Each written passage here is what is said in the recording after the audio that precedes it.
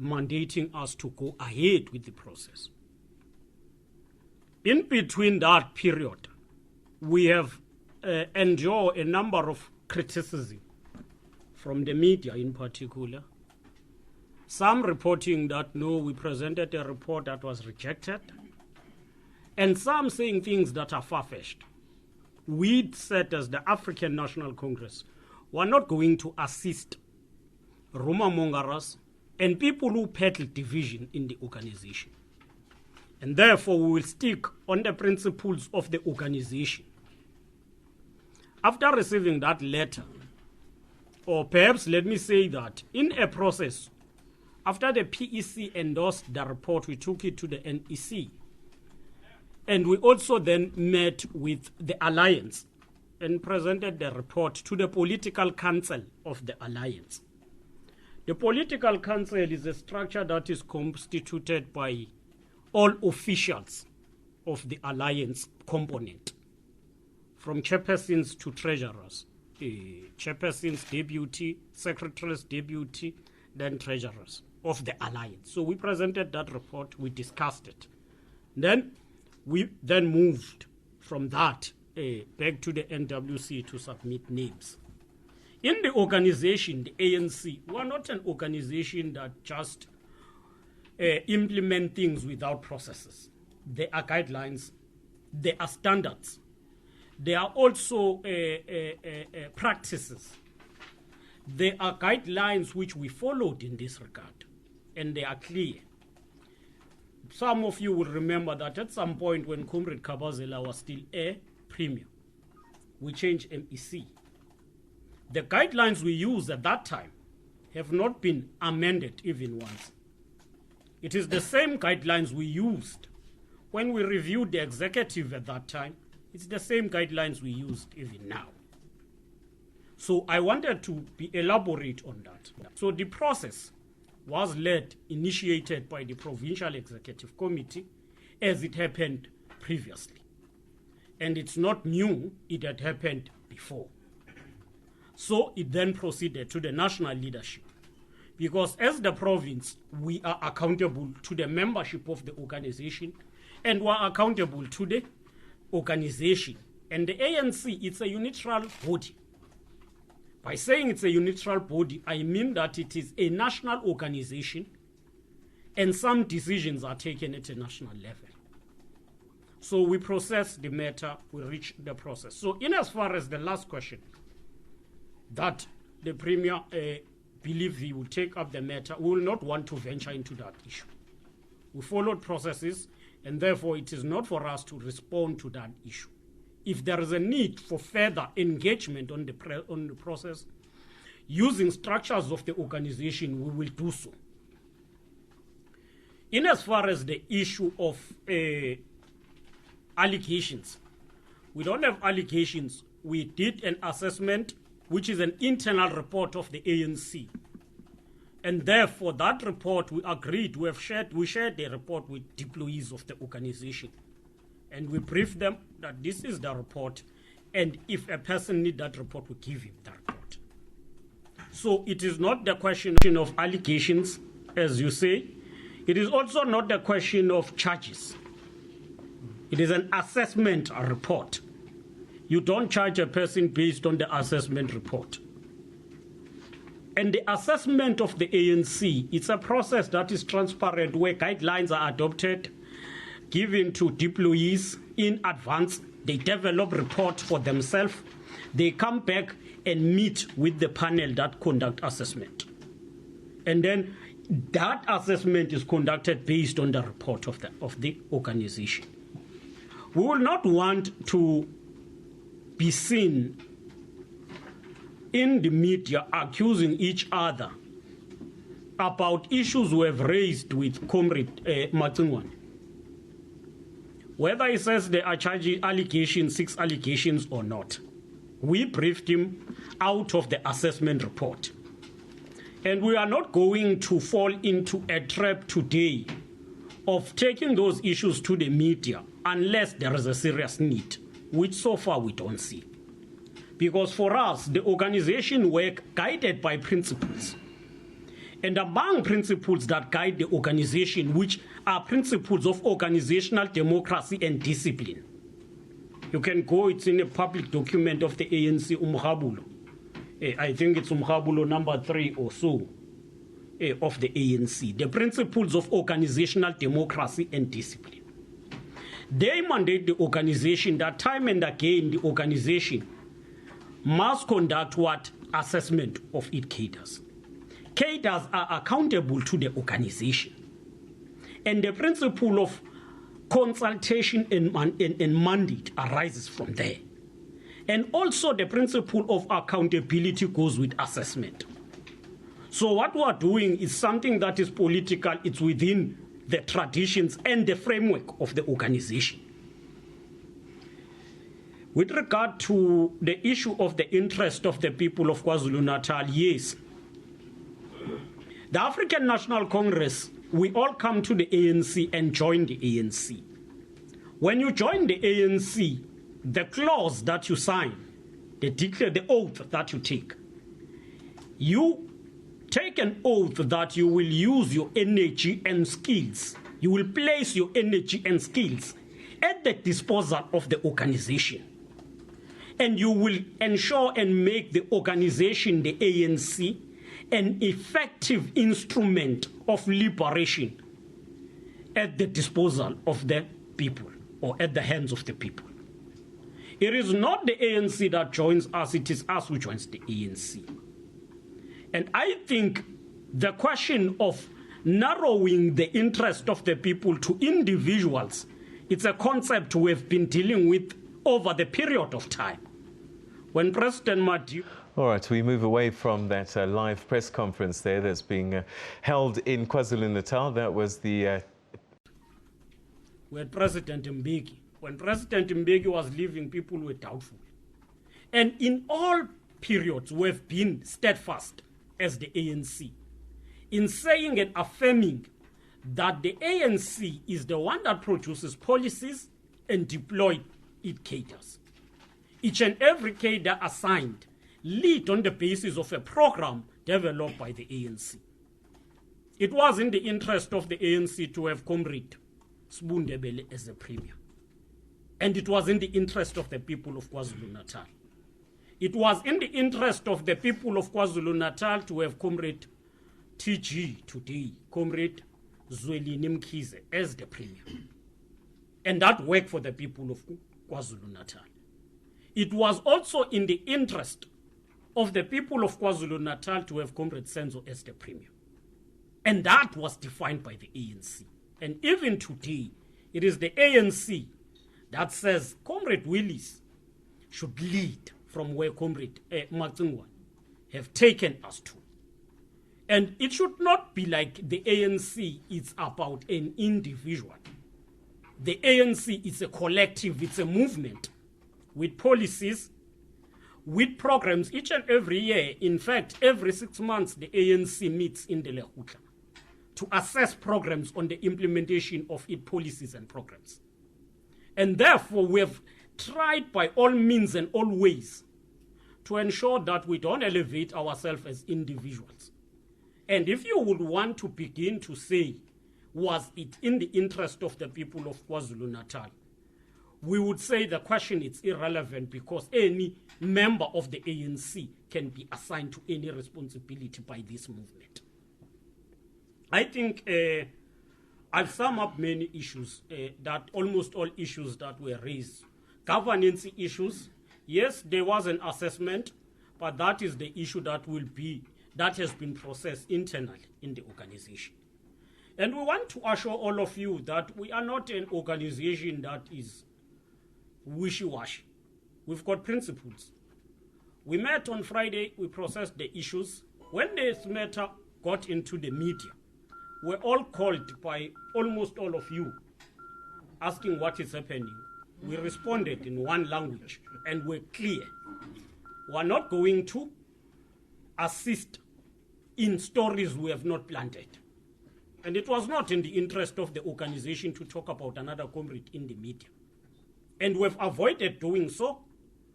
And we are avoiding detailing the report of the assessment which we gave to him which the PEC have.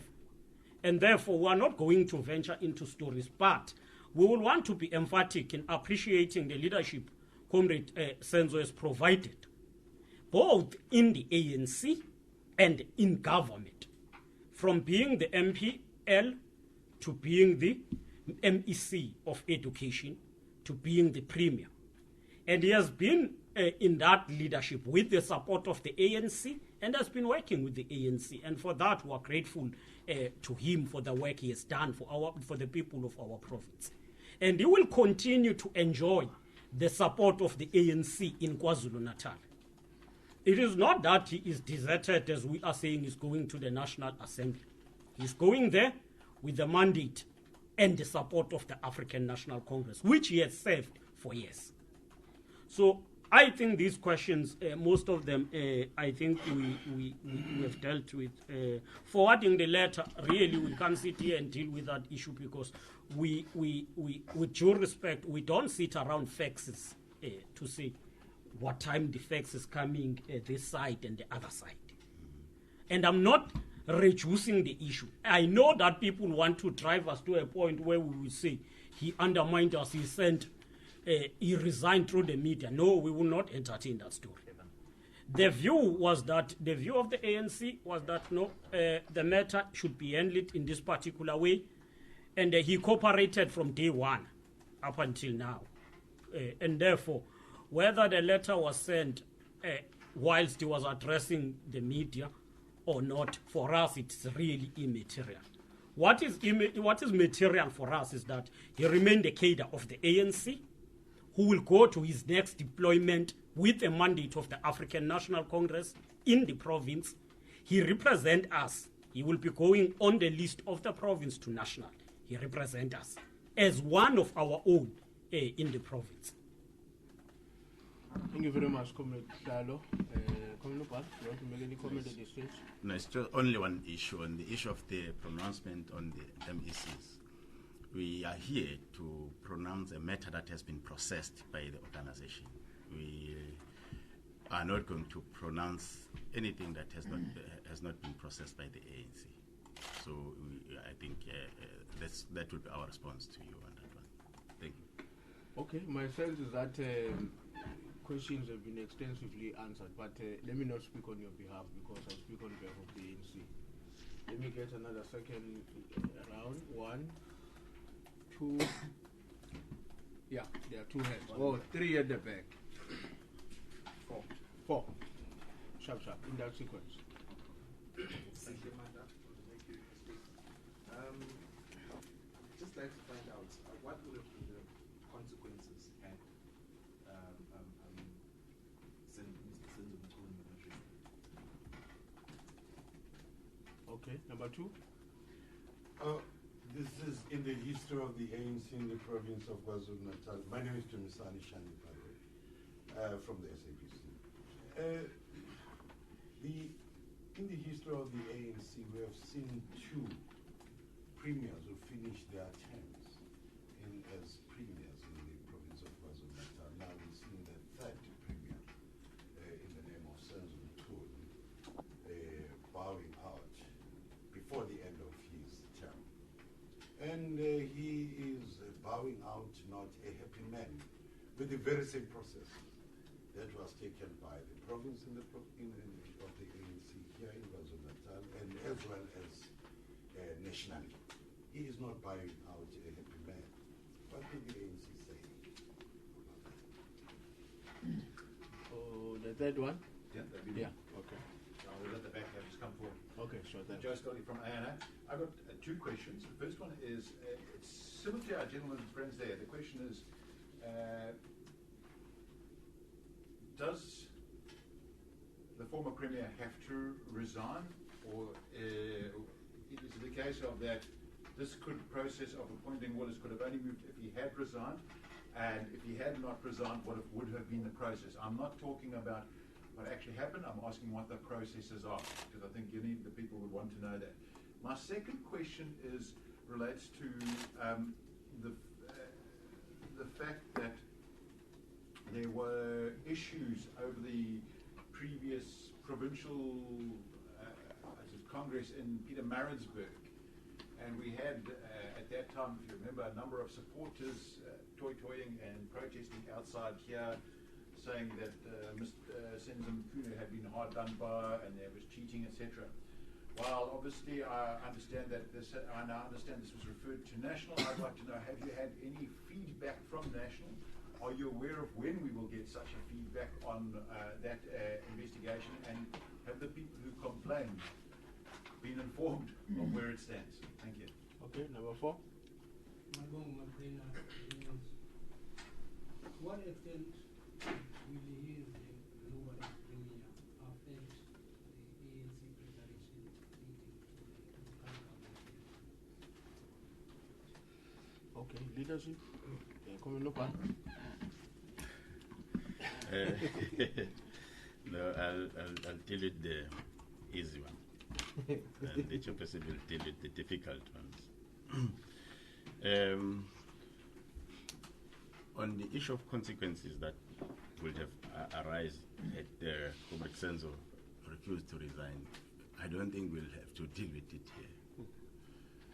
Surely we understand Comrade Senzo as a member of the ANC, and a member of the ANC will subject him or herself under organizational discipline. So to us it was not an issue, because we knew that we were dealing with a comrade. We knew we were dealing with a comrade who understand the organization very well and who was very disciplined. So we didn't even think about it, because it's not the manner we operate. On the issue of the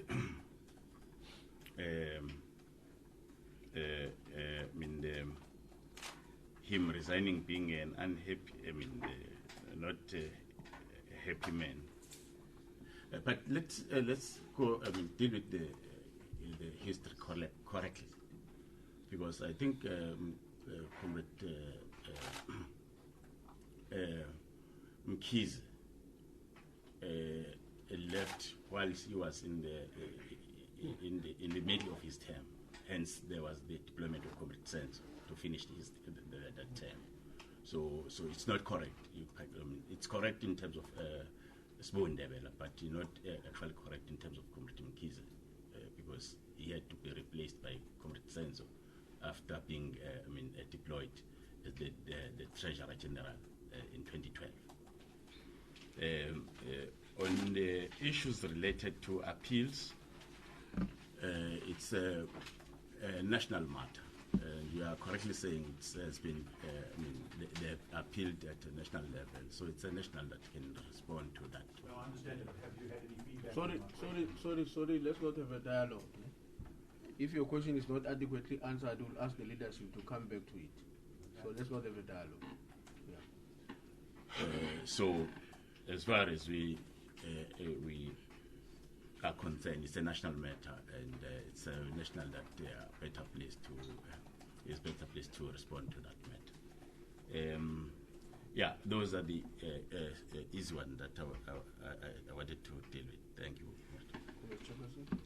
No, I don't think there are issues left, except to say we don't work on the basis of ifs, hypothetical questions. We are an organization. We've got principles, we've got constitution, and we work on the basis of the constitution, the code of conduct of the ANC.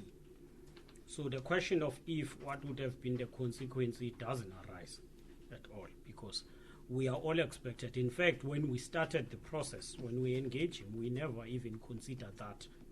Because for us in the ANC, there is only one thing that brings us together, is the dedication to the ANC and the fact that we are binded by the code of conduct of the ANC.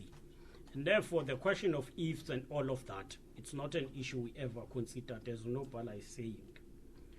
The question of local government, I don't believe that Comrade Senzo is expelled, is not expelled, he's a member of the ANC. He remains a leader of the ANC, because all of us who are deployed by the ANC are leaders in those areas of deployment, and continues to account to the African National Congress as the organization. When the ANC says, go there and do this campaign will all be expected to do that. So with regard to issues of elections, he will still be part of the elections. The ANC will also continue working to win the elections. I can safely say that we are ready for the elections. The elections are on the 3rd of August. For that matter, they are not going to be postponed. Elections is what we are ready, and we have been on the ground. If you have not seen us on the ground, we have been all over KwaZulu-Natal, campaigning, doing door-to-door. That is what we are going to be doing even now. Requesting people to go and register. On the first registration weekend, you would have noticed that KwaZulu-Natal was the province with a highest registration figures than all others, about 27% if I'm not mistaken. So that is the work we'll continue to do even now.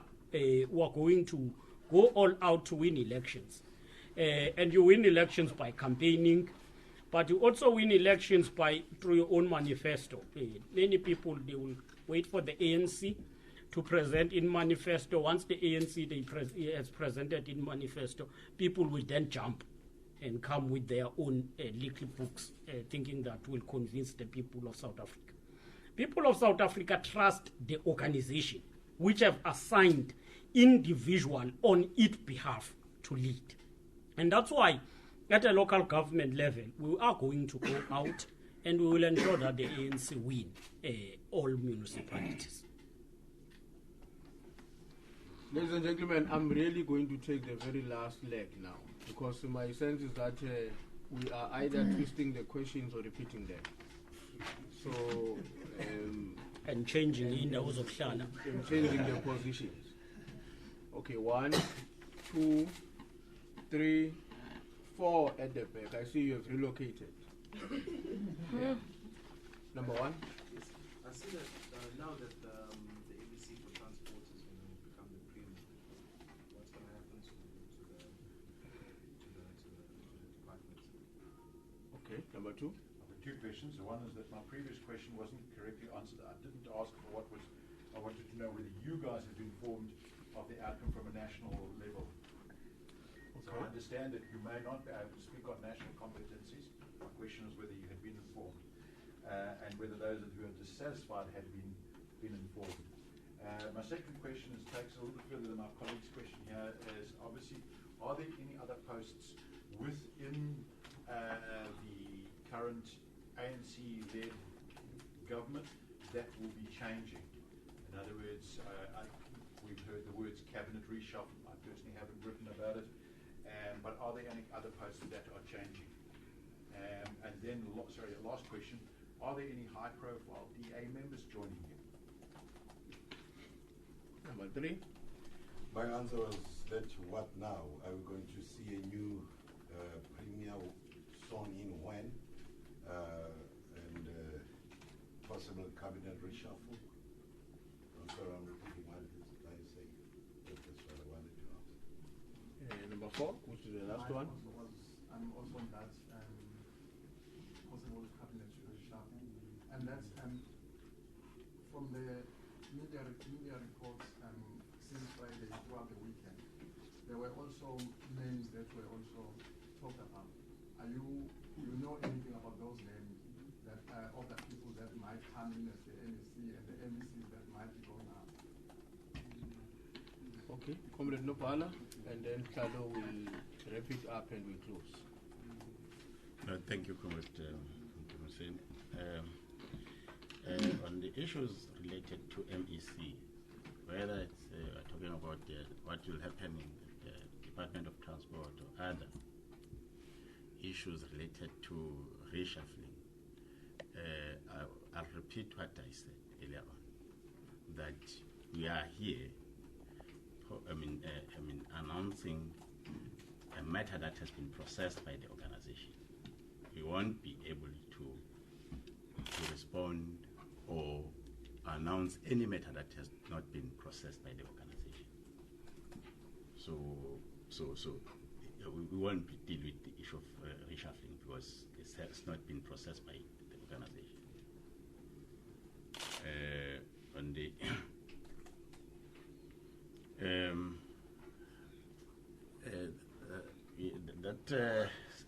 question again regarding the outcome of the provincial conference appeals.